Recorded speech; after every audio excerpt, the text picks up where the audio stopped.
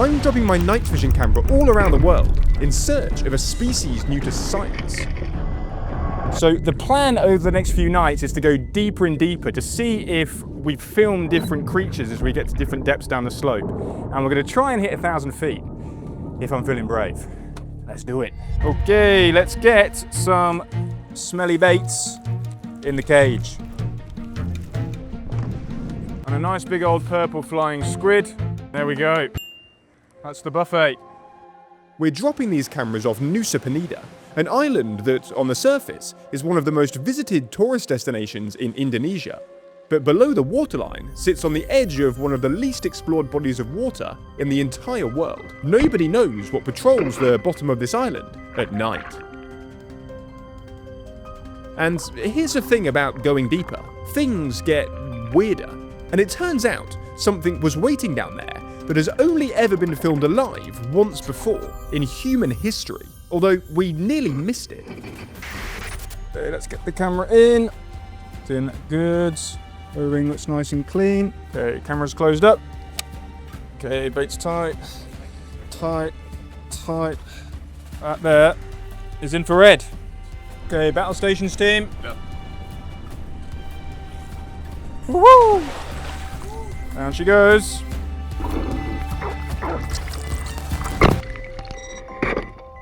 As soon as the camera hit the bottom, 700 feet below the surface, something showed up that wasn't even on my radar.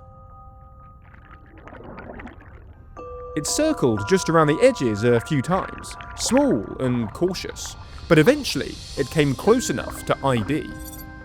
This appears to be a short-tailed lanternshark, or a close relative, a small shark about the size of a keyboard with big eyes adapted specifically for the deep.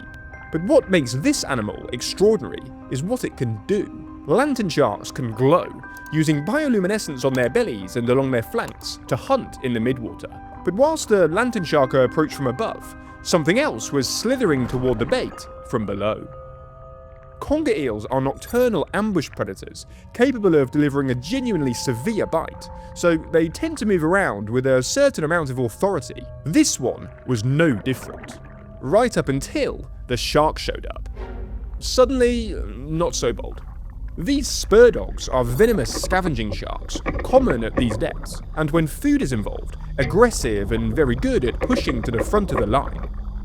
Each dorsal fin carries a sharp, venom-laced spine, and when there are enough of them, most other animals tend to give way. The conger retreated almost immediately, and it wasn't the only one. This is a beardy. Beardies are timid fish, usually found in caves or close to structure. They're not built for confrontation, and only come out at night to feed. So when the spurdogs moved in and dominated the cage, the beardies did what beardies do best. They waited. They made several attempts over the course of the drop, each time getting a little closer, each time being turned back by a spurdog coming through at the wrong moment. Eventually though, their patience paid off. Maybe not.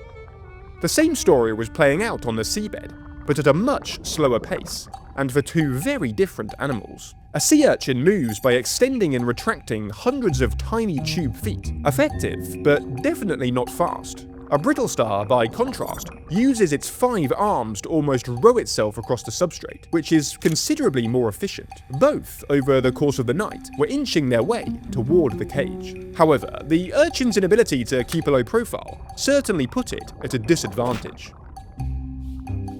The brittle star eventually made it, but after taking several beatings from the spurdogs, the urchin seemed to give up altogether and find food elsewhere. Understandable, I guess. What this drop made clear though was that the spurdogs weren't just competing for bait, they were reshaping the behaviour of every other animal around the cage. The beardy, the conger, the urchin and the lanternshark, all of them were making decisions around the spurdogs.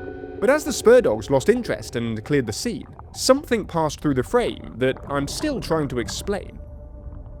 A brief, bright flash of light moving through the water column. Not a reflection, not a particle, something biological. Which, given that this was a drop where one of the first animals we saw was a shark that makes its own light, felt somewhat appropriate. But that definitely wasn't the strangest thing we saw, because on the next drop we went even deeper. although things didn't go as planned. So this is a slightly different spot to the first couple of drops we've done, and I hope that on the bottom we're going to have some, well, I'm not sure why I'm showing you it because you can't see anything, but I hope on the bottom we're going to have some rocks, some coral, some sponges, slightly different habitat type, which hopefully will bring in some different stuff, but yeah, let's see. So the ocean floor isn't flat, and as such, sometimes the camera rig can land funny. And when it does, its stability is compromised, the weight shifts, and the studs that help it grip the bottom can't engage. Combine that with very strong currents, and this happens. But instead of writing off the drop, it actually gave us a unique view of the smaller creatures living in the corals. Whoops, hang on a sec, and yeah, that's better. Some of which are very strange, like this creature, a squat lobster, which, despite the name, isn't actually a true lobster at all. It's more closely related to a hermit crab, and at full stretch it would fit comfortably in the palm of your hand. Common to the deep sea, these crustaceans are often found hiding under ledges and overhangs, and those long whip-like antennae aren't just for show, they're sensory organs, used to detect nearby objects, navigate in the dark, and as this one is very clearly demonstrating, to maintain a respectful distance from an enormous alien object that just landed on its front doorstep. Sharing the same cautious instinct, but with rather more confidence, was this, a spiny lobster. The same family as the lobster you'd order in a restaurant, but none of the giant claws. Instead, it uses those large spines running across its body as its defense mechanism, sharp enough to make most predators reconsider.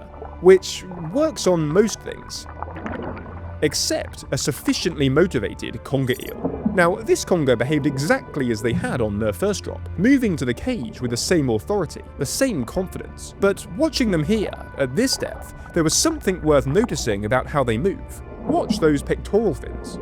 Conger eels and moray eels look similar. Both long, both muscular, both capable of a bite you'd remember for some time. But morays evolved without pectoral fins entirely, which makes them better at pushing through narrow crevices head first. Congers kept theirs, and used them to maneuver precisely around structures. Same family, very different strategies. The conger fed with the confidence of an animal that expects to be the most formidable thing in the room. It's a reasonable assumption at most depths, until this large mouth arrived. This is a jobfish, a deep water snapper, very similar to the snappers you'd find on the reef. These ones just opted to live somewhere quieter and darker. They're fast, they're powerful, and their diet is essentially whatever fits in that mouth. Fish, squid, or crustaceans. What's interesting about this one's behaviour though, is that it wasn't actively feeding. It was mouthing at the cage, coming back to investigate, rather than commit. The mouth is essentially their hand.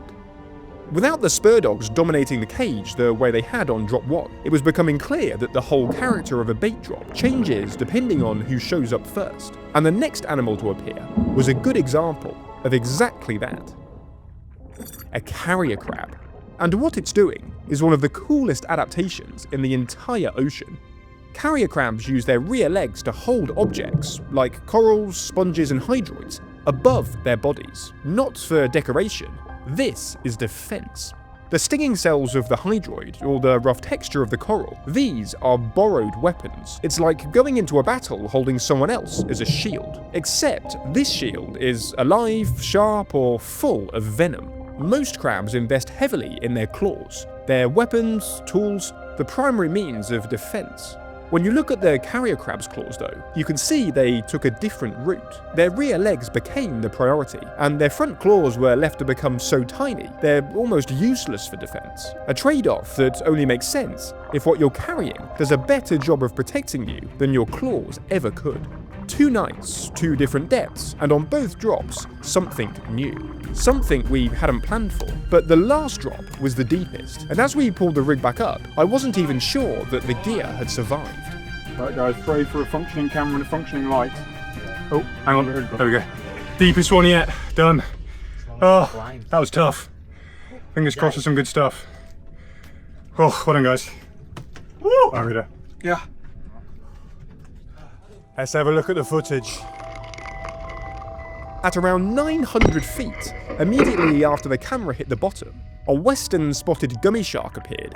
Named for the flat crushing plates it uses instead of serrated teeth. They reach about 1.2 meters, roughly the length of a golf club, and at this depth, they're one of the most commonly encountered sharks here. What was immediately noticeable though, was that it kept its distance from the cage, making passes, registering the bait, but not committing. Something was putting it off.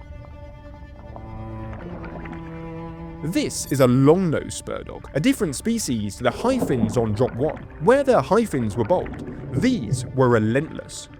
A long-nosed spurdog is perhaps slightly smaller than the gummy shark, about the length of a baseball bat, but each dorsal fin carries a venom-laced spine, and the numbers can change the calculation for everything else at the cage. The gummy shark wanted no part of it. As their name implies, that snout is considerably longer than most other spurdog species, and it's not just for show. A longer rostrum means more surface area for the ampullae of Lorenzini, the electroreceptive pores that sharks use to detect the faint electrical fields produced by living prey. Combined with a greater number of olfactory receptors, it's essentially a more sensitive instrument for finding food in low visibility conditions. It also makes a fairly useful digging tool, although for obvious reasons, it's important these spurdogs can reverse their noses out of any tight spaces they insert them into. Now, the long-nosed spurdog has a very distinctive feeding strategy. Most sharks bite and cut. Long-nosed spurdogs slice, thrashing laterally to tear chunks free, using the momentum of the whole body. And unlike many sharks, no nictitating membrane, no protective eyelid. When they feed, there's nothing between their eye and whatever they're biting into. And they're very ambitious. What the spurdogs didn't seem to notice, or didn't care about though, was what several of them were carrying. Isopods, parasitic crustaceans, distantly related to the woodlice you'd find under a stone in your garden, but considerably less welcome as a house guest. They attach to the skin of sharks and rays, pierce the tissue, and feed on blood. In large numbers, they can measurably reduce a shark's red blood cell count, and this one had clearly been there a while. Occasionally though, they jump off to look for better offers. In addition, one of the spurdogs appeared pregnant and came back to the cage repeatedly throughout the drop. Long-nosed spurdogs give birth to live young, litters of around 3 to 4 pups, and a female this visibly gravid is likely close to term. The isopods weren't the only ones trying to hitch a ride on the spurdogs though. Throughout the drop, what appears to be a species of broken back shrimp, named for the distinctive bent posture it holds at rest, had been attempting to reach the cage. Broken back shrimps are cleaners, as well as scavengers, often found picking parasites from the skin of larger fish at cleaning stations. Given what was currently attached to the spurdogs, the timing seemed to make sense. Like on the first drop, every animal seemed to have adjusted its behaviour around the spurdogs, except one. Throughout the drop, a wide and flat creature had been making brief appearances at the edge of the frame, moving differently. It's not a spurdog, it's not a gummy shark, it's spotted and looks weird, and it didn't seem bothered by the spurdogs at all. After consulting with experts, the consensus is that this is the painted swellshark. And this is a very big deal, because in November 2024, a team filming off Timor-Leste recorded this species alive for the first time ever. Before that, it was only known from 5 dead specimens pulled out of an Indonesian fish market in 2002. This footage is only the second time this animal has ever been filmed alive, and we did it on a homemade rig with an action camera at the bottom of the ocean at night. Look at what it does here. It digs under the cage, using those huge pectoral fins like legs, pushing the sediment aside. Is this how it feeds? Rooting through the substrate for buried prey? We don't know. Nobody's ever watched one do this before. We might be the first. And that motion with the nose, flicking it up and down, sharks navigate partly through electroreception, sensing the electrical fields produced by living tissue, and partly through olfaction, following scent gradients through the water. Whether what we were seeing was one of those systems at work, we couldn't determine from the footage alone. One thing that really stood out though was how reflective this shark is. We're shooting in infrared, and this animal is practically glowing. It came back repeatedly throughout the night, giving us a rare glimpse into its secret life, including how it interacts with others. I'm not sure this hermit crab was as happy to see the swell shark as I was though. If we were able to film something that's only ever been captured once before in human history, with a homemade rig, it makes me wonder what else is waiting to be discovered elsewhere in the world. Right guys, I'm currently back in a very sunny England, and I'm currently working on this thing. The second version of the deep camera rig. Okay, so we've got this central plate stack that we can now stick regular gym plates on. A separate little cage for external power, cables to housings and lights, which will mean we can go much deeper. We can do now about 1,000 meters and for a lot longer. I often get asked by people how they can support these videos. The first way, which is the most important one by far, is just to keep watching them. It's kind of crazy to me that so many people spend 15 minutes of their lives every couple of weeks or so watching these crazy deep sea adventures. But yeah, I honestly really appreciate all the support. Sorry, I'm just in my garage now. Have a look at this thing. My little fishing boat that I built when I was a kid. The second thing you can do to support the channel though is to join my Patreon. Now, this is basically a place for people that want a little bit more insight, access to behind the scenes footage. They want to see the crazy stuff we find before it goes live on YouTube. There is a small fee attached to joining. Hang on. But all of that money goes towards helping to fund the build of all this crazy equipment that we're currently investing into. Regardless of what you decide to do, guys, all I'll ever ask of you is just to watch the videos. Really appreciate all the support. Next drops will be in the UK. Hopefully we're going to film some big sharks and big skates and who knows what else. And yeah, I'll see you there with Bruv 2.0. Subscribe if you want to see what we find next. And if you're in the mood for more, I'm 100% sure you will love this video.